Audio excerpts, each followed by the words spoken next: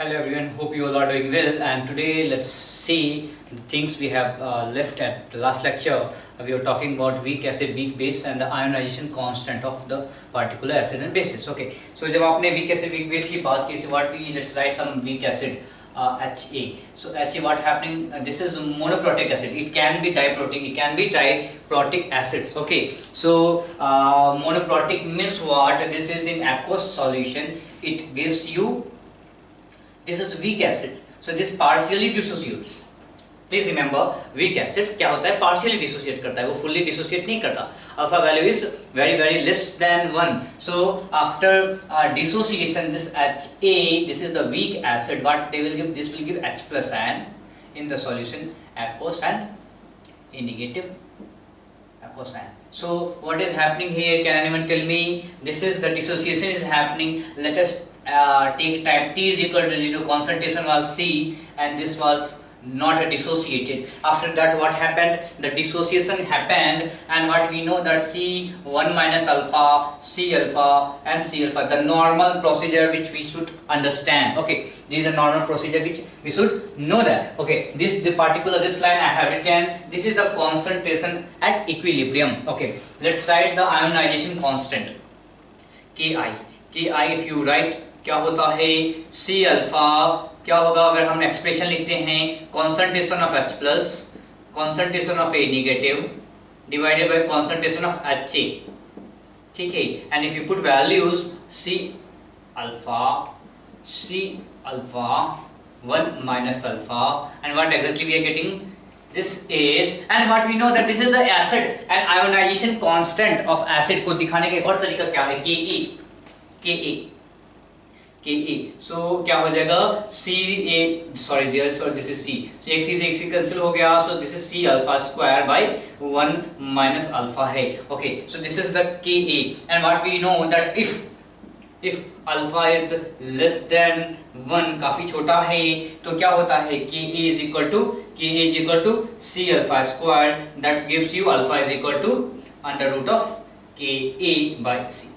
तो ये एक तरीका है पता करने का अल्फा. और अगर आपको concentration of H plus ion चाहिए, so what you can find it out from here, H plus concentration, if you want to calculate, this is the C alpha. So C alpha, and what alpha? C into alpha value is given under root of Ka by C. और अगर आप इस C को अंदर लेके जाएंगे तो क्या होगा? C स्क्वायर हो जाएगा. So under root of Ka into C. Okay, so this is the concentration of H plus ion. तो अगर आपको H plus ion concentration निकालना है तो ऐसे भी नहीं. So आपको फॉर्मूला याद नहीं रखना है. We don't have to. I told you from the beginning itself. I have been telling you that we should not remember formula. Yeah, calculations are required. There are some concepts you should understand. Concept you should remember. Okay, but आपको ये याद नहीं, formula याद नहीं रखना. Formula याद करने की जरूरत ही नहीं है. जितनी प्रैक्टिस करोगे you will keep on, if you practice it you will able to understand it, you will able to remember. Yeah, चलो, तो this is we are talking about what? Acid. Similarly, if you, हमने इसकी बात की थी, किसकी? Base की बात की. Let's take some base. Let's take some base, BOH, some base. Again, this we are talking about a weak base. So क्या था? Weak base, this dissociates again. This gets ionized. What? B positive and OH negative. Aqueous medium.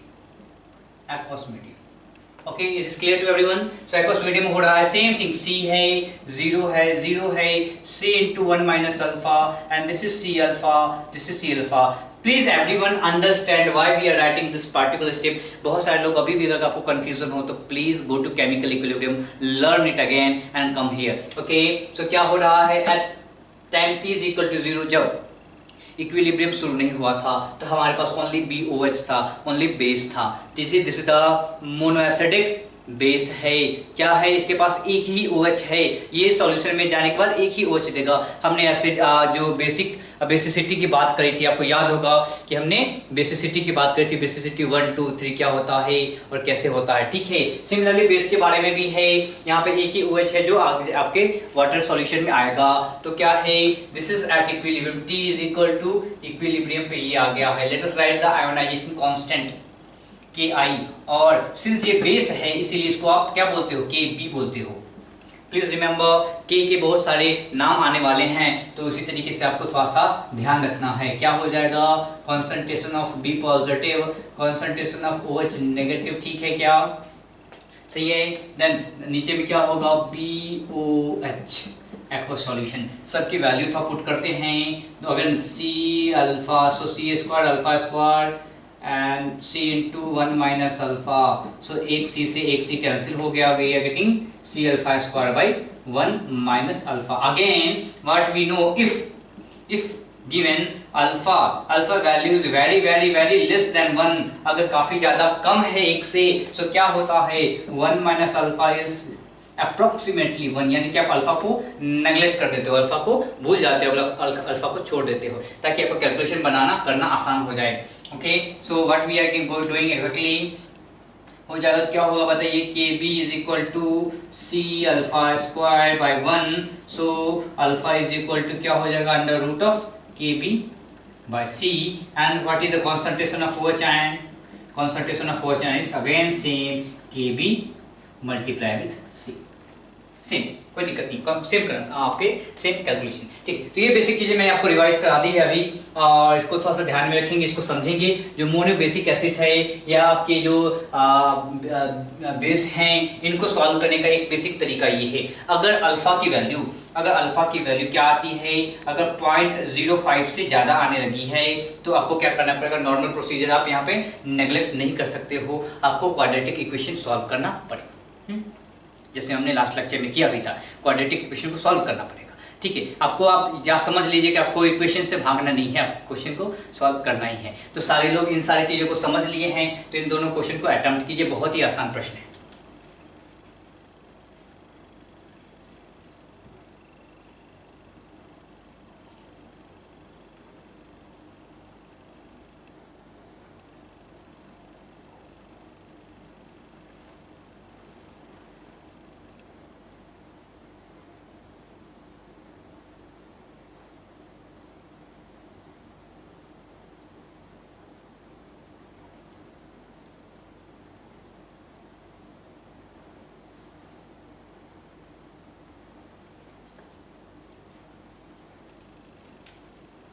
Okay, I think सारे लोगों ने question किया है, try किया है, चलिए सॉल्व करते हैं। Calculate H plus and concentration when 0.05 molar CH3COH is in equilibrium.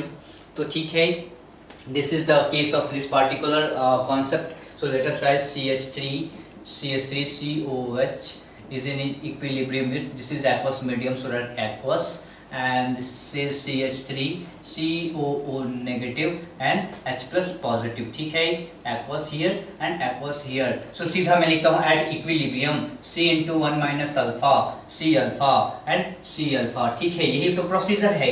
Okay, so calculate the H plus ion concentration, so with that हमेशा याद रखिए, हमेशा ये फॉर्मूला अप्लाई कर लीजिए, हमेशा अल्फा निकालने का ये फॉर्मूला अप्लाई कर लीजिए, ठीक है, अल्फा निकालने का ये फॉर्मूला अप्लाई कर लीजिए। फिर क्या करना है, step number 2 is find it out, what is the alpha value. अगर वो 0.05 से छोटा है तो यू आर गुड, आप सही हैं, आप प्रोसीड कर सकते हैं। अगर वो 0.05 से बड़ा है तो आपको नॉर्मल प्रोसीजर देखना पड़ेगा, आपको अल्फा को नेग्लेक्ट नहीं कर सकते हो, आपको क्वाड्रेटिक इक्वेशन सॉल्व करना पड़ेगा, ठीक है। तो चलिए मैं बात करता हूँ अल्फा की। Alpha is equal to under root of क्या हो जाएगा, KA by C, correct. So under root of KA by C, what is KA value given, 2.5 into 10 to the power minus 4 divided by what is the concentration, 0.05, so 5 into 10 to the power minus 2, okay, so this is what we are getting, okay, और इसको आप 25 into क्या बोल सकते हो यहाँ पे, okay, सो 2.5 भी लिख देते हैं, ज़्यादा सही रहेगा अपने को। ओके, सो क्या हो जा रहा है, ये दो बार में कट जाएगा, what we are exactly getting, 1 by क्या हो जाएगा बताइए, 2, correct, 1 by 2 into 10 to the power minus 2, so 1/2 into 10⁻², 1/√2 क्या हो जाएगा, इसको 1/2 का क्या लिख सकते हो, 1/√2 लिख सकते हो। इसकी वैल्यू क्या होती है, 1.414 होती है। 1 डिवाइडेड बाय 1.414, देखिए क्या कैलकुलेशन है, 1 divided by 1.414 into 10⁻²। So what is this value, आपको पता है कि 1/1 का मतलब 1 है, 1 बाय अगर आपका क्या रहे 2 रहे तो क्या हो जाएगा बताइए, 0.5 आ जाएगा, और ये है 1/0.4। so this is coming approximately, can anyone tell me this is coming approximately, this is 0.7, correct, correct, 0.7 approximately 0.7 के आसपास आ रहा है into 10⁻²। so this is 0.007, correct, 0.007 आ रहा है। अल्फा की वैल्यू काफी कम है, अल्फा की वैल्यू काफी कम है, तो ठीक है, अल्फा की वैल्यू काफी कम है, 0.05 से कम है, इसका मतलब जी हाँ हमारा जो अप्रोक्सीमेशन है काइंड ऑफ गुड, यानी कि अल्फा की वैल्यू हम इसको एक्सेप्ट कर सकते हैं। अगर ये अल्फा की वैल्यू एक्सेप्ट कर लिए, so what is the concentration of H+ion, so concentration of H+ion is equal to C alpha. C alpha क्या है, C की वैल्यू क्या थी, C की value 0.05, so 0.05 multiply with 0.007, so you can get this is 35 into 10⁻1 2 3 4 5, so -5 mole, okay, so this is very small concentration आया है। अगर आपसे पूछे what is the concentration of CH3COH, since आपने अल्फा को नेग्लेक्ट कर दिया है, so concentration of acetic acid will remain constant and that is 0.05, ठीक है, 0.05 से हल्का सा कम होगा जो हम नेग्लेक्ट कर दिए। ओके, इस प्रश्न को बनाते हैं, calculate ionisation constant of weak base. What is that weak base? Ammonium hydroxide. If concentration of OH ion in its 0.1 molars aqueous solution is 0.05 molar. Let's write the equation. हमारे पास ammonium hydroxide है NH4OH. This is an aqueous solution. ये क्या हो रहा है, ये ionise होके बना रहा है ammonium ion, aqueous medium, and hydroxide again aqueous medium. Let us write at the equilibrium C into 1 minus alpha, C alpha and C alpha, ठीक है।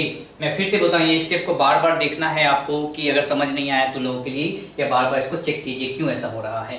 Okay, now what this question is saying, calculate ionisation constant. हमें Ki यानी कि Kb, that is Ki, both are same in this particular concept। क्या हो रहा है, हमें Ki कैलकुलेट करना है। Let us write the expression for Ki। So C alpha multiply with C alpha divided by C into 1 minus alpha, that is coming to C alpha square by 1 minus alpha। सही है क्या, okay. And after that हमें अब क्या पता, यानी कि अगर Ki निकालना है तो हमें पता क्या क्या होना चाहिए, C पता होना चाहिए, कॉन्सेंट्रेशन पता होना चाहिए, so concentration is given. Then और क्या पता होना चाहिए, हमें अल्फा पता होना चाहिए, तो अल्फा हमें नहीं पता है, पर अल्फा पता करने के लिए एक उन्होंने क्या दिया है, एक तरीका दे रखा है। This is the 0.05 is the concentration of OH ion. Where is OH ion? See here. So C alpha is given as 0.05. C alpha क्या है, 0.05 given है। So और अल्फा क्या हो जाएगा, 0.05 divided by C. What is C? C is 0.1. So क्या हो जाएगा, अल्फा हो जाएगा आपका 0.5। अल्फा क्या हो जाएगा, 0.5 हो जाएगा। So put here. So C value is 0.1 into 0.5 square by 1 minus 0.5 is 0.5, सो एक से एक कैंसिल हुआ, सो क्या आ रहा है आपका 0.05 और 5 into 10⁻², ठीक, सो 5 into 10⁻²। इस तरीके से आप क्वेश्चन को आराम से सॉल्व, थोड़ा सा न्यूमेरिकल्स देख लीजिए क्या कहीं कुछ गलती तो नहीं हो गई, कोई बेसिक मिस्टेक तो नहीं होगा, ठीक है। पर कॉन्सेप्ट क्या है, कॉन्सेप्ट वेरी इंपॉर्टेंट, इसको समझना बहुत जरूरी है कि आपको क्या करना है। आयोनाइजेशन कांस्टेंट है वो क्या होता है, बेस के लिए Kb होता है और एसिड के लिए क्या होता है, Ke होता है। डिफरेंट नेम्स गिवन है, कोई कुछ उसमें डिफरेंस नहीं है। चलिए ठीक है, तो इन चीज़ों को जल्दी से आप नोट कीजिए। इसके बाद हम काफ़ी important concept that is common ion effect, इसकी बातें करेंगे, ठीक है। तो सारे लोग जो है थोड़ा सा ध्यान रखिए, इसको नोट कीजिए और थोड़ा सा तो कमर कस लीजिए। अब हम काफ़ी इंपॉर्टेंट कॉन्सेप्ट की जानकारी मिलने वाली, ठीक है। ओके,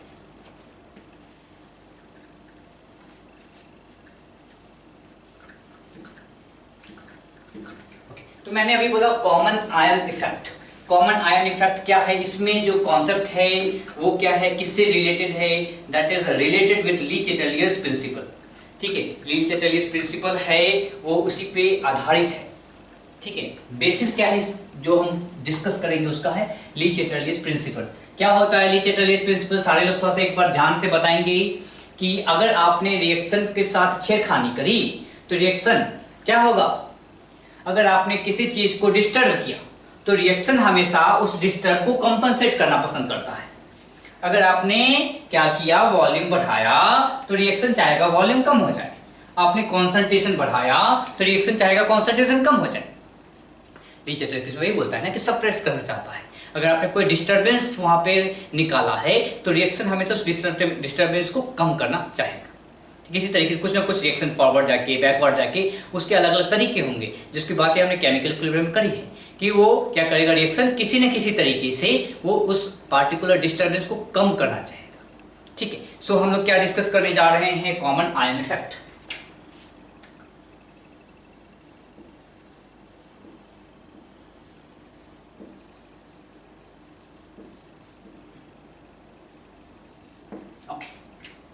इसके लिए नेसेसरी कंडीशन क्या है समझ लीजिए।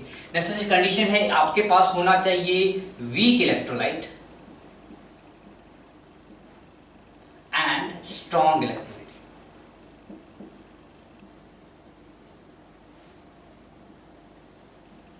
Okay, weak electrolyte and strong electrolyte होना चाहिए। वीक इलेक्ट्रोलाइट होना चाहिए and strong, very this is very necessary condition. ठीक है। सो आपके पास क्या है, नेसेसरी कंडीशन क्या होना चाहिए कॉमन आयन इफेक्ट के लिए, आपके पास होना चाहिए एक वीक इलेक्ट्रोलाइट यानी कि जो डिसोसिएट ज्यादा नहीं कर पा रहा हो, एंड स्ट्रॉन्ग इलेक्ट्रोलाइट जो पूरा का पूरा डिसोसिएट कर जा रहा है। चलिए अब इसको समझते हैं।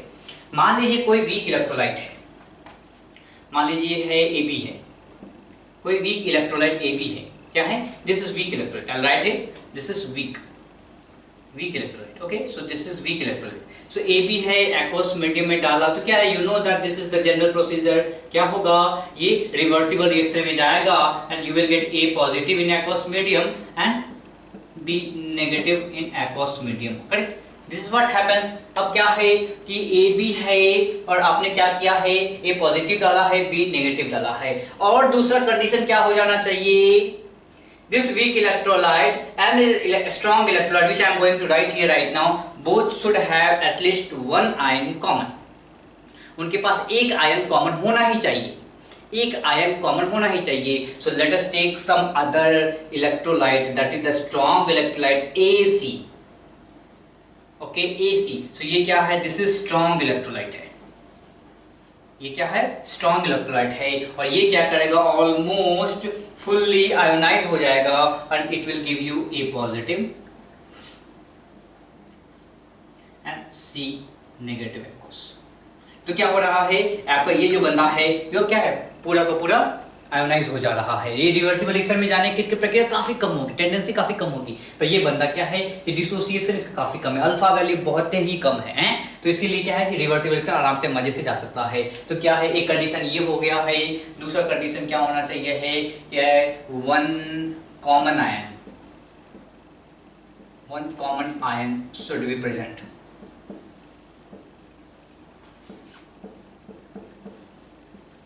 क्लियर है क्या?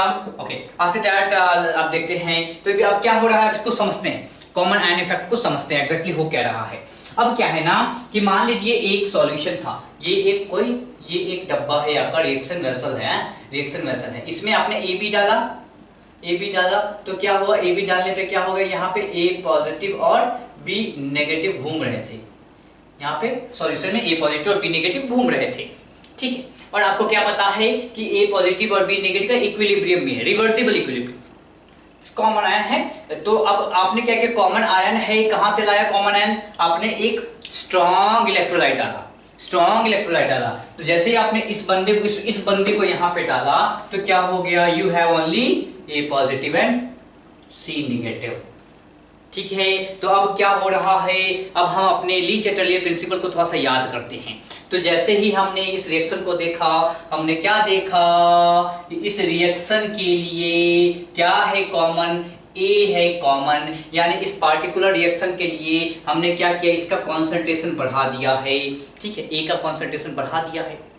ली चैटर्लियंस बोलेगा कि भैया आपने जो डिस्टरबेंस किया है उसको हमें कम करना पड़ेगा, और कम करेंगे तो क्या होगा, रिएक्शन बैकवर्ड शिफ्ट करेगा। ए का कॉन्सेंट्रेशन इंक्रीज किया तो क्या होगा, रिएक्शन बैकवर्ड शिफ्ट करेगा। क्यों? ताकि ए का कॉन्सेंट्रेशन डिक्रीज हो जाए। बातें आ रही समझ में? ए का कॉन्सेंट्रेशन इंक्रीज कैसे हुआ? आपने क्या किया, आपने एक वीक इलेक्ट्रोलाइट लिया, that is the partial dissociating AB, और आपने एक स्ट्रॉन्ग इलेक्ट्रोलाइट है that have same common ion that is A, और उसको जो टोटली का आपका डिसोसिएट हो रहा है। और इसके बाद क्या है कि जब आपने इसको मिक्स किया तो क्या हुआ कि जो पार्टिकुलर रिएक्शन था, इसको एक ऐसा आयन मिला जो इस पार्टिकुलर A पॉजिटिव को इंक्रीज कर दिया। अब वो क्या था, उसका कॉमन आयन था, तो इसने एक कॉन्सेंट्रेशन ऑफ ए को इंक्रीज कर दिया। पर ली चैटर्लियंस बोलेगा कि फॉर ए रिवर्सिबल रिएक्शन, अगर आप कोई भी डिस्टरबेंस करते हो तो क्या बोलेगा, रिएक्शन उस डायरेक्शन में प्रोसीड करेगा जिस डायरेक्शन में क्या होता है, उसका इफेक्ट कम हो जाए। तो आपने इसके हेल्प से ए का कॉन्सेंट्रेशन बढ़ा दिया है, तो क्या करेगा, रिएक्शन ए के कॉन्सेंट्रेशन को कम करने की इच्छा रखता है तो बैकवर्ड शिफ्ट करेगा, ज्यादा से ज्यादा ए पॉजिटिव बी नेगेटिव रिएक्शन करेंगे और ए बी बनाना शुरू करेंगे। ठीक है, तो क्या होगा, रिएक्शन बैकवर्ड शिफ्ट करेगा। अब रिएक्शन बैकवर्ड शिफ्ट करेगा तो क्या है, मान लीजिए इनिशियली जब आपने इसे नहीं मिलाया था तो इसका जो डिग्री ऑफ डिसोसिएशन था, डिग्री ऑफ आयोनाइजेशन था, अल्फा 1 था। ठीक है, मान लीजिए 50% था, 20% था, मतलब कि 100 में से 20 बंदे आयन बन पा रहे थे। जब आपने इसकी ये हेल्प ली तो क्या हुआ कि अब जो 20 बन रहे थे 20 नहीं बनेंगे, क्योंकि बैकवर्ड रिएक्शन शुरू हो गया है। तो अब क्या हो सकता है, 20 की जगह 15 ही जो है आपका आयंस बन पा रहे होंगे, क्योंकि बैकवर्ड रिएक्शन है। अब कम से कम आयन बनेंगे, ज्यादा से ज्यादा आपका AB एक्वस बनता रहेगा। ठीक है, सो क्या हो रहा है, इस कॉमन आयन के कारण जो बैकवर्ड रिएक्शन स्टार्ट्स, ये आपका बैकवर्ड स्टार्ट होने के कारण तेज हो गया है। अब ज्यादा से ज्यादा आपका ए पॉजिटिव और बी नेगेटिव बनना शुरू हो जाएगा और बैकवर्ड रिएक्शन ज्यादा से ज्यादा जाएगा। So now your alpha value और डिग्री ऑफ डिसोसिएशन क्या हो गया है, डिक्रीज हो गया है। सो अल्फा 2 जो होगा वो क्या होगा, वो छोटा हो जाएगा, किससे, अल्फा 1 से। What is alpha? अल्फा कहने का मतलब है कि पहले 100 में से 20 मॉलिक्यूल्स आयंस बन पा रहे थे, पर इसके हेल्प के कारण बैकवर्ड रिएक्शन क्या हो गया है, ज्यादा तेज हो गया है। तो क्या है, अब मात्र 100 में से 15 या 10 ही जो है मॉलिक्यूल्स आयंस बन पा रहे हैं, क्योंकि बैकवर्ड रिएक्शन ज्यादा हो गया है, आयोनाइजेशन को फेवर नहीं कर रहा है। वो क्या है, आयन को फेवर नहीं कर रहा है, वो मॉलिक्यूल बनना ज्यादा पसंद करेगा। ठीक है, तो ये आपका बैकवर्ड रिएक्शन फेवर कर रहा है। सिंस ये सेम टेम्परेचर पे है तो आपको पता है कि के की वैल्यू कांस्टेंट रखने के लिए सारी चीजें की जाती हैं। सारा खेला क्यों होता है, के की वैल्यू को कांस्टेंट रखने के लिए। तो इसीलिए क्या है, ये बैकवर्ड रिएक्शन शिफ्ट करता है। और अल्फा है, डिग्री ऑफ डिसोसिएशन क्या है, कम हो जाता है। Ionisation, this is called ionisation, ionisation कम हो जाता है। ओके, सो इसी को बोलते हैं आप क्या, कॉमन आयन इफेक्ट। और इसको आप स्टेटमेंट से भी दिखा सकते हो कि the decrease in ionisation of weak acid, the decrease in ionization of weak acid due to addition of common ion in the form of strong electrolyte is called क्या है, common ion effect। अब क्या है, sorry मैंने acid बोल दिया, क्या है, एनी वीक इलेक्ट्रोलाइट, कोई भी वीक इलेक्ट्रोलाइट क्या है, अगर उस वीक इलेक्ट्रोलाइट में स्ट्रॉन्ग इलेक्ट्रोलाइट ऐड कर रहे हैं और उन दोनों के बीच एक कॉमन आयन है, तो क्या होगा, आपका अल्फा यानी कि आयोनाइजेशन कम होता चला जाएगा। सिंपल, समझ लीजिए इसको ऐसे। मैं फिर से समझाऊं इसको। आपने एक वीक एसिड लिया, वीक इलेक्ट्रोलाइट लिया, तो क्या है, दिस इज अल्फा 1, यानी कि आप आयोनाइज हो रहा है, ये आयोनाइज हो रहा है। अब क्या है, इसके आयोनाइजेशन को कम, यानी कि forward. Ionisation means what, ionisation means forward reaction, ionisation means forward reaction. अगर बैकवर्ड रिएक्शन चला गया तो आयोनाइजेशन डिक्रीज हो जाएगा, कम से कम आयन बनेंगे। फॉरवर्ड रिएक्शन मतलब कि ज्यादा से ज्यादा आयन बनेंगे। तो जो बैकवर्ड रिएक्शन होगा वो आयोनाइजेशन को कम करेगा। तो बैकवर्ड रिएक्शन है वो आयोनाइजेशन को कम कर रहा है। तो बैकवर्ड रिएक्शन के लिए आपने क्या किया, स्ट्रॉन्ग इलेक्ट्रोलाइट लिया और उसको सीधा इसमें डाल दिया। और स्ट्रॉन्ग इलेक्ट्रोलाइट को सीधा डालने पे क्या हो गया कि एक कॉमन आयन मिला और आपने क्या कॉन्सेंट्रेशन एक को बढ़ा दिया और ये बैकवर्ड चला गया। ठीक है, तो ये है बेसिक कॉन्सेप्ट ऑफ आपका कॉमन आयन। तो decrease in ionisation of weak electrolyte, decrease क्या है, क्यों हो गया? अल्फा जो है अल्फा 2 है, अल्फा 2 क्या हो गया? This is less than alpha 1। क्यों? क्योंकि डिक्रीज हो गया है, अल्फा कम हो गया है, डिग्री ऑफ आयोनाइजेशन कम हो गया है, वैल्यू ऑफ आयोनाइजेशन कम हो गया है। यू नो अल्फा क्या बताता है कि कितने, एक मॉलिक्यूल में या एक मोल में कितना बना था। तो एक 100 में बना था पहले 50, और 100 में मात्र 20 ही आयन बन पा रहे हैं, तो अल्फा तो कम हो गया। 100 में 50 था तो 0.5, 100 में 20 बन रहा है तो 0.2, तो अल्फा तो कम हो गया है। तो alpha value is the, alpha value क्या हो गया? डिक्रीज हो गया, सॉरी हाँ, तो अल्फा वैल्यू क्या हो गया? डिक्रीज हो गया है। चलिए, तो इसकी बातें समझ में आ गई है। अब इसको थोड़ा सा मैथमेटिकली देखा जाए। तो चलिए, आपको normal procedure C alpha, C into 1 minus alpha, C alpha, very simple. Then ये मान लीजिए C1 था, at time t is equal to 0 पे ये C1 था, ये 0 था, ये 0 था, और क्या है, ये सारा का सारा खत्म हो जाएगा। तो ये क्या बनेगा? ये C1 बनेगा, ये C1 बनेगा इक्विलिब्रियम पे। क्या पूरा का पूरा डिसोसिएट हो रहा ना भाई, तो जो जितना है सारा का सारा यहाँ पहुंच जाएगा, पूरा का पूरा डिसोसिएट हो जाएगा, कुछ कंफ्यूजन नहीं है। ओके, अब क्या है, अब आपको थोड़ा सा मैं समझाऊं क्या यहाँ पे। ये जो है, जब दोनों को एक साथ रख दिया, तो दोनों को जब एक साथ रख दिया, तो इस पूरे रिएक्शन में इस रिएक्शन के लिए ए का कॉन्सेंट्रेशन क्या होगा? ये कॉन्सेंट्रेशन प्लस ये कॉन्सेंट्रेशन। अरे इस बात को समझना बहुत ही इंपॉर्टेंट है। इस बात को बहुत ही आसानी, बहुत ही मुश्किल लगती है बहुत लोगों को समझने में। क्या है, फिर से मैं आपको ड्रॉ करके बता दूं फोटो क्या है। मैं कौन सा केस बता रहा हूं? ये था आपका ए पॉजिटिव बी नेगेटिव सॉल्यूशन, ठीक है। ये मजे से घूम रहा था, तो इसका मान लीजिए कि अब x मोल यहाँ पे था, करेक्ट, x मोल यहाँ पे था। तो अब क्या हुआ, आपने एक कॉमन आयन डाला, तो क्या होगा, रिएक्शन बैकवर्ड शिफ्ट करेगा, तो क्या होगा, नंबर ऑफ मोल्स कुछ कम हो जाएंगे, ठीक है। तो आपने क्या किया है, ए सी डाला है और ए पॉजिटिव बन गया है, सी नेगेटिव बन गया है, तो क्या होगा, इसके अपने एक्स के नंबर ऑफ मोल्स कम होंगे, नो प्रॉब्लम, फाइन। पर क्या है, ए पॉजिटिव नंबर तो रहेंगे ही, तो मान लीजिए ये x से डिक्रीज होकर 0.5x बन गया है। So total number of A positive ion in the solution क्या हो जाएगा, this is concentration of this one into क्या हो जाएगा, कॉन्सेंट्रेशन ऑफ दिस, यानी कि आपको क्या होगा, जोड़ना पड़ेगा, ठीक है। तो जब सारी चीजें इक्विलिब्रियम पे फिर से पहुंच गई होगी, मैं कब बात कर रहा हूं, इसके एडिशन के बाद क्या होगा, फिर से इक्विलिब्रियम क्या होगा, शिफ्ट करेगा।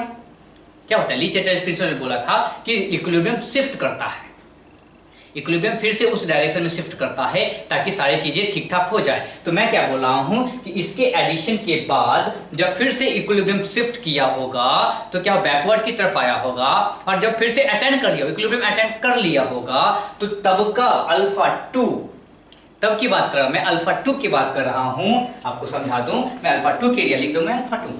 सो अल्फा 2 की बात कर रहा हूं, जब ऑलरेडी फिर से इक्विलिब्रियम अटेंड कर लिया गया है, तो क्या हो जाएगा, total number of A positive ion क्या हो जाएगा, ये दोनों हो जाएगा, क्योंकि सॉल्यूशन में दोनों है ना।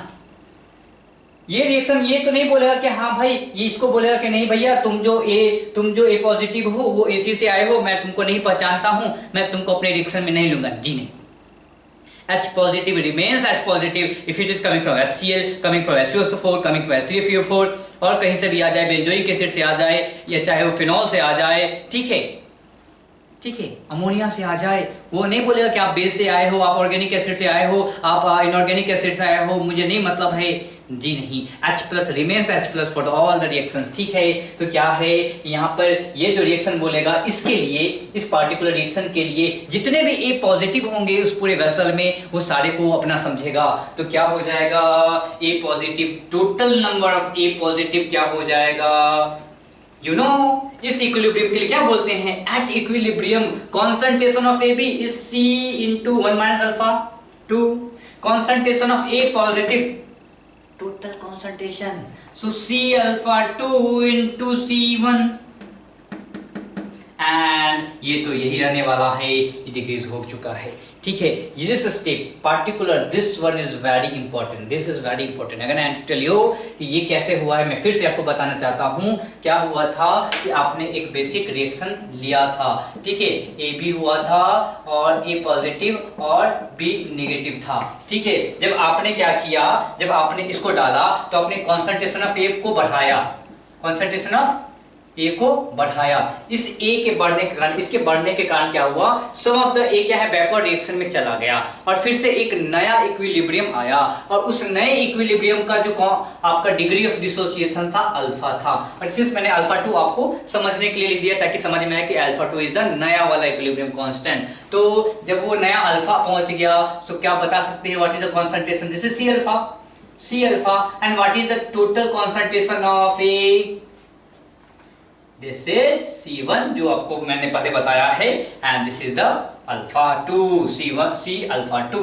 ठीक है, सो टोटल कंसंट्रेशन आपका क्या हो जाएगा, ये हो जाएगा। अगर आपको क्या लिखना है, आपको लिखना हो ionisation constant for this particular reaction, अगर लिखेंगे तो क्या होगा कि I इज इक्वल टू क्या हो जाएगा, कि I इज इक्वल टू लिखते हैं इसके लिए क्या हो जाएगा बताइए, C alpha 2 plus C1 multiply with C alpha 2 by C into 1 minus alpha 2. So C से C cancel हुआ, so you are getting C alpha 2 plus C1 into alpha 2 by 1 minus alpha 2.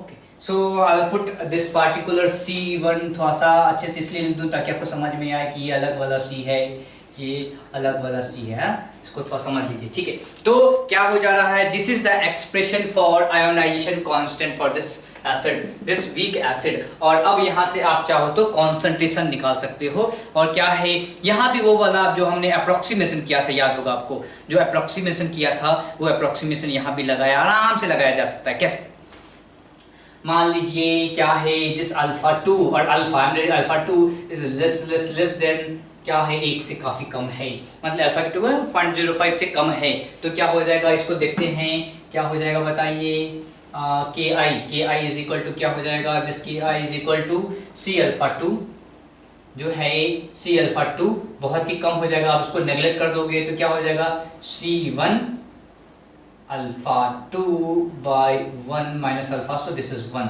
सो अगर आप बोलो अल्फा की value निकालना चाहो, so alpha is equal to क्या हो जाएगा, C1 बाय के आई, यानी कि concentration of strong electrolyte, concentration of strong electrolyte divided by क्या हो जाएगा, ionisation constant of weak acid और वीक इलेक्ट्रोलाइट। ठीक है, तो इस तरीके से आप निकाल सकते हो। ठीक है, बहुत सारे जो प्रजाति हैं हमारे यहाँ पे बैठे हैं, आप लोग के आसपास बैठे होंगे, वो इस अल्फा 2 को भी नेग्लेक्ट कर देंगे।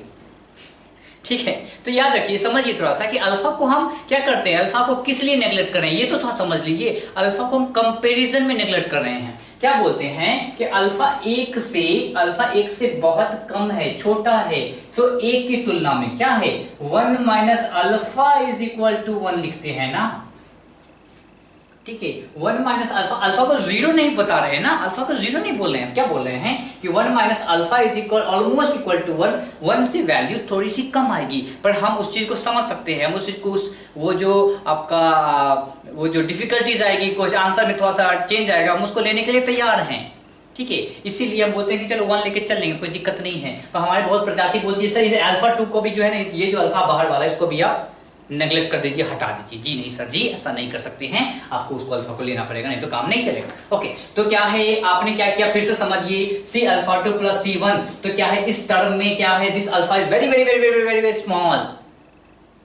ठीक है, तो क्या है, इन दोनों टर्म में ये जो टर्म स्मॉल है, so this term is also very small. So क्या है, इस टोटल टर्म में क्या हो जाएगा, ये वाला टर्म ही रह जाएगा, इसको आपको नेग्लेक्ट करना है। तो फिर क्या है, हम इन दोनों के बीच कंपैरिजन कर रहे हैं और कंपैरिजन के आधार पे बताया कि ये टर्म इसकी तुलना में बहुत कम है, इसीलिए हमने अकेला बस इसको लिखा।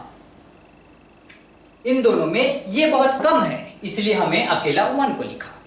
अब ये अल्फा 2 क्या है मल्टीप्लाई में है ना, प्रोडक्ट में, उसको आप नहीं कर सकते। ठीक है, इसका थोड़ा ध्यान रखें। हाँ चलिए, तो क्या हो गया है, तो इस तरीके से आप आराम से बना सकते हो गिवन दैट। अब क्या है यहाँ पे आपका अल्फा चेक कर लो।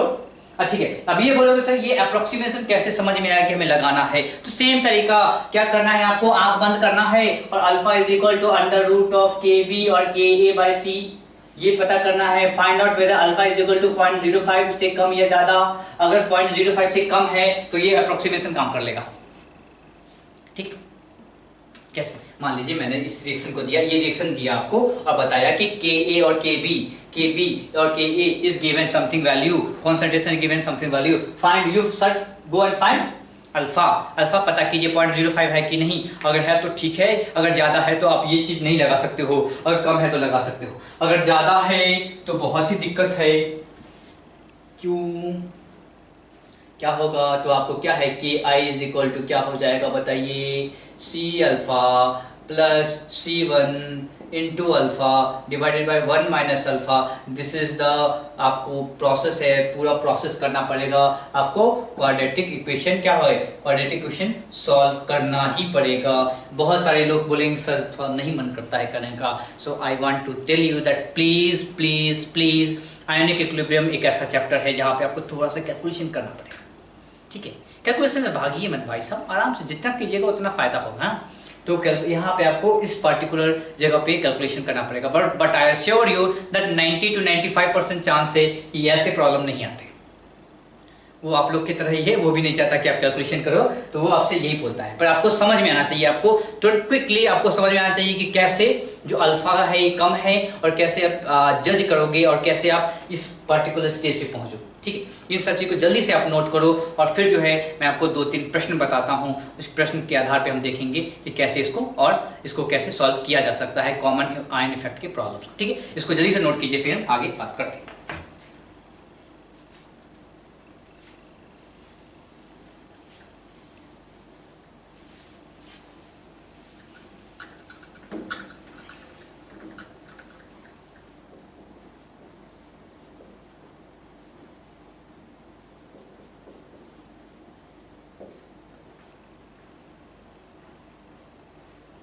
चलिए इन प्रश्नों को थोड़ा सा सॉल्व कीजिए जल्दी से। आपको मैं 1 मिनट का वीडियो पॉज कर सकते हैं वैसे आप, फिर भी मैं रुकता हूँ आप लोग के लिए।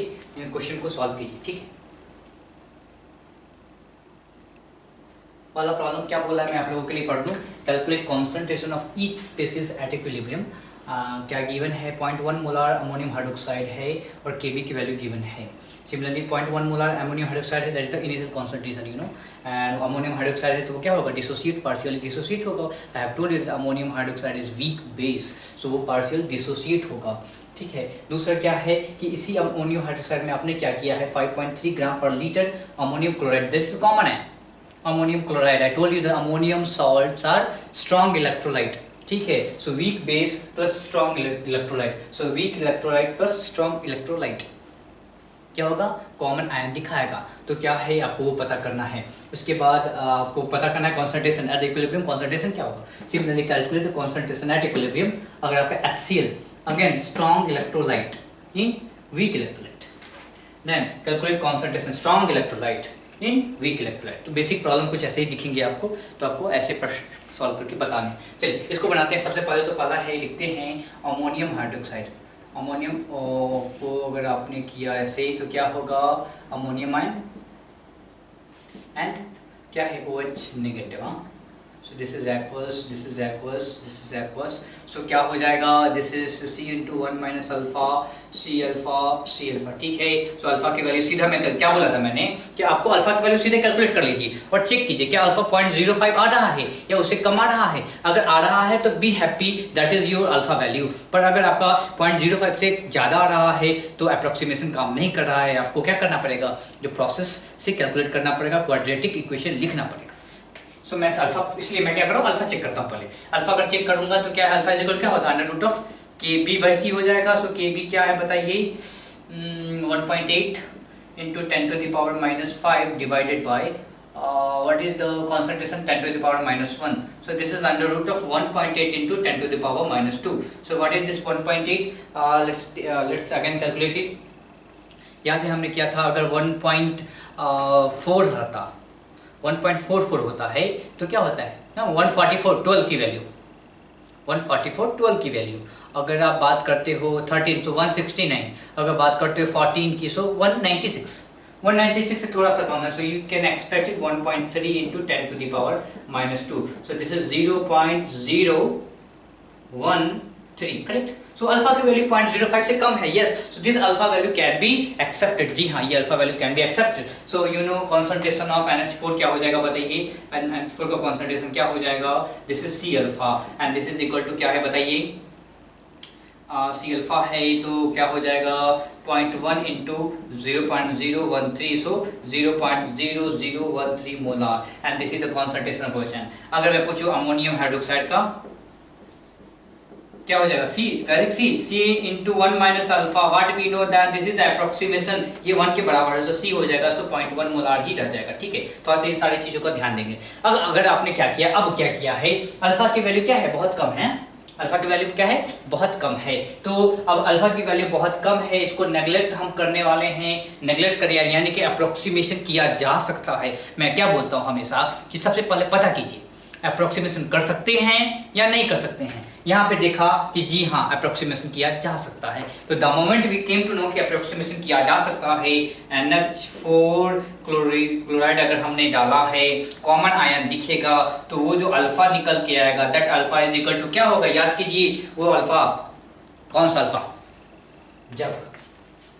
जब अमोनियम हाइड्रोक्साइड NH4OH क्या जाएगा, इसमें जाएगा अमोनियम आयन प्लस क्या है, दिस इज OH माइनस, ठीक है। कॉमन आयन क्या होगा, C अल्फा प्लस C1, याद है क्या ये वाला तरीका, ये C1 क्यों आया था, क्योंकि कॉन्सेंट्रेशन ऑफ अमोनियम क्लोराइड भी आने वाला है, तो कॉन्सेंट्रेशन अमोनियम क्लोराइड भी आएगा, तो अल्फा क्या निकल के आया था उस वक्त, अल्फा निकल के आया था क्या बताइए, अल्फा निकल के आया था K1, सॉरी करेक्ट ना, अल्फा क्या निकल के आया था, क्या मुझे पता चलेगा, अल्फा लिख लेते हैं C1 बाई क्या आएगा था, C1 by alpha into 1 minus alpha. So this is क्या है, this is K, correct. So alpha is equal to क्या होगा बताएंगे क्या, K1 by C1, correct, K1 by C1। So K1 की वैल्यू क्या है, K1 की वैल्यू है 1.8 into 10 to the power minus 5 divided by क्या हो जाएगा, C1 की वैल्यू क्या है 0.1, so 0.1, so this is 1.8 into 10 to the power minus 4, ठीक है। तो देखो ना कि अगर आप देखोगे तो अल्फा की वैल्यू कितनी ज्यादा कम हो गई है, मतलब डिग्री ऑफ डिसोसिएशन कितना कम हो गया है। कहाँ डिग्री ऑफ डिसोसिएशन हुआ करता था आपका 0.013, अब आपका 0.0018 आ रहा है, नहीं बहुत पीछे चला गया ना। तो अब आपका अल्फा की वैल्यू काफी कम हो गई, यानी कि वही तो कॉमन आयन का मतलब क्या है, कॉमन आयन का मतलब ही है कि आपका आयोनाइजेशन कम हो जाएगा, कम से कम आपके संख्या में बनेंगी। तो आप क्या कर सकते हो, सिंपल अल्फा की वैल्यू यहाँ डालिए और आंसर लाइए, आराम से पता चल जाए, ठीक है। समझ में आया क्या। अब बोलोगे सर जी ये जो C1 है ये कैसे पता करेंगे, the concentration of ammonium chloride कैसे पता चलेंगे, सिंपल सी बात है, this is gram per litre given है ना, अब मोल पर लीटर बदल दीजिए। सो दिस इज 5.35 ना divided by 53.5, this is the molar mass, so this is the 0.1 मोल। मैंने इस तरीके से ऐसा नंबर दिया गया है कि आपको सॉल्व करने में थोड़ा सा आसानी हो। चलिए अगला क्वेश्चन बताते हैं, calculate concentration of H+ ion. चलिए बताते हैं क्या बनाया इन्होंने, CH3COOH is in equilibrium, CH3COO negative plus H+, हाँ okay. So let's write it, C into 1 minus alpha and this is C alpha, this is C alpha plus C1, correct, C alpha plus C1। अब हमें समझ में आना चाहिए कि क्या हम अप्रोक्सीमेशन कर पाएंगे, क्या अप्रोक्सीमेशन कर सकते हैं कि नहीं। इसके लिए हमें अल्फा चेक करना पड़ेगा, कौन सा अल्फा, सिंपल इसका अल्फा, अगर ये नहीं होता इसका अल्फा चेक कर लेते हैं, सीधा अल्फा चेक कर लेते हैं। Alpha is equal to under root of K A by क्या होता है, C होता है, so under root of K A बताइए क्या है 1.8 into 10 to the power minus 5 divided by C क्या है 0.1 है, so this is 1.8 into 10 to the power minus 4, same ना, सेम आ रहा, so this is again 0.013 आ रहा है, yes approximation is correct, so हम यहाँ पे approximation लगा सकते हैं, यहाँ पे हम नेग्लेक्शन कर सकते हैं, नेग्लेक्ट कर सकते हैं, तो जब नेग्लेक्ट करते हैं तो बताओ क्या हो जाएगा, अल्फा इज इक्वल टू क्या है K1 बाई क्या है ionisation constant divided by concentration of H plus ion in strong electrolyte. तो स्ट्रॉन्ग इलेक्ट्रोलाइट क्या था, ये है 1.8 into 10 to the power minus 5 divided by this value is where is this value, this is 0.5 mole, so this is 0.5, let's write it 1/2, so क्या हो जाएगा, ये 2 ऊपर चला जाएगा, so you are getting कितना 3.6 into 10 to the power minus 5, 3.6 into 10 to the power minus 5 क्या है आपका आ जाएगा, या 0.36 into 10 to the power minus 4 भी लिख सकते हो, ठीक है। सो आपका ये आ गया, कॉन्संट्रेशन निकालो, क्या दिक्कत है, कॉन्संट्रेशन यानी कि इसका कॉन्संट्रेशन निकालना है, तो इसका कॉन्संट्रेशन क्या निकलता है बताइए, इसको हमने क्या बोला था, जब आप लिखते हो C alpha plus C1, since ये अल्फा बहुत बहुत बहुत बहुत छोटा है, ये वैल्यू भी छोटा हो जाएगा, इसको आप नेग्लेक्ट कर दोगे, so this is equal to C1, so H plus का जो कॉन्संट्रेशन होगा वो C1 होगा, और व्हाट इज दैट 0.5 मोल, ठीक है क्या। तो सारे स्टेप को अगर आपको समझ में नहीं आ रहा है, फिर से वीडियो को फिर से रिप्ले कीजिए और फिर से इन सारे स्टेप को समझिए, बहुत ही ज़्यादा इंपॉर्टेंट है। I think this is the same problem I am going to do it, सिर्फ न्यूमेरिकल वैल्यू अलग है। सो मैं क्या करता हूँ, चेक करता हूँ, क्या चेक करता हूँ, अल्फा चेक करता हूँ, alpha is equal to under root of K I by C, क्या है कि आई की value 2 into 10 to the power minus 5 divided by C की वैल्यू क्या है बताएंगे, क्या सी की वैल्यू है, ये रही सी की वैल्यू, ठीक है। समझ लीजिए मैं कौन से कॉन्संट्रेशन को कहां पे डाला, please remember it, understand it, please I से प्लीज, सारे लोग को मैं बता रहा हूं कि इसको समझिए, बहुत ही इंपॉर्टेंट है ये। सो क्या है आपका, मैं क्या कर रहा हूं अभी, मैं ये आपका क्वेश्चन नहीं बना, ये मैं तैयारी कर रहा हूं कि क्या हम जो प्रॉब्लम सॉल्व करने वाले हैं क्या वो सही है, क्या वो सही तरीके से बनेगा कि नहीं, मैंने अप्रोक्सीमेशन काम करेगा कि नहीं करेगा, उसको चेक कर रहे हैं। So 2 into 10 to the minus 5, sorry really sorry this is hard to do, 2 into 10 to the minus 5 divided by क्या हो जाएगा, c is 0.1, so under root of 2 into 10 to the power minus 2, so this is coming to be 0.0014, sorry this is 0.14, correct, yes this is again less than 0.05, so we can use approximation. At the moment we can use approximation, what we know that for this particular reaction CH3C double bond OH, CH3COO negative plus H plus, let's write it C into 1 minus alpha, when we are applying common ion effect, we have already added the common ion, तो reaction का जो लिखने का तरीका कैसा होगा, C alpha plus C1, ठीक है। इसके बाद अब क्या करेंगे, हमें क्या समझ में आ रहा है कि ये जो है इसमें ये जो टर्म है, सिंस अल्फा हमारा इतना ज़्यादा छोटा है कि इसके कंपेयर में ये जो वैल्यू हम गिनेंगे वो बहुत ही कम आएगा, तो इतना कम आएगा कि हम बोलेंगे कि भैया छोड़ दो, हम this is equal to approximately C1, और क्या है H प्लस आयन का कॉन्सेंट्रेशन क्या हो जाएगा, H प्लस आयन का कॉन्सेंट्रेशन हो जाएगा C1, दैट इज 0.1 मोल, ठीक है। तो इस तरीके से आप आसानी से सॉल्व कर लेंगे, ठीक है। तो चलिए, तो आज हमने कॉमन आयन के कुछ प्रश्न देखे हैं, कल मैं आपको कुछ प्रश्न ऐसे भी दिखाऊंगा जिसमें आपको क्वाड्रेटिक इक्वेशन भी यूज करने पड़ेंगे, ठीक है। तो इसको थोड़ा सा आप फिर से रिवाइज कीजिए कॉन्सेप्ट को, और जो है न्यूमेरिकल्स को फिर से दो तीन प्रश्न हैं इसको फिर से बनाइए, फिर मिलते हैं हम आपके अगले नए लेक्चर में। Thank you very much.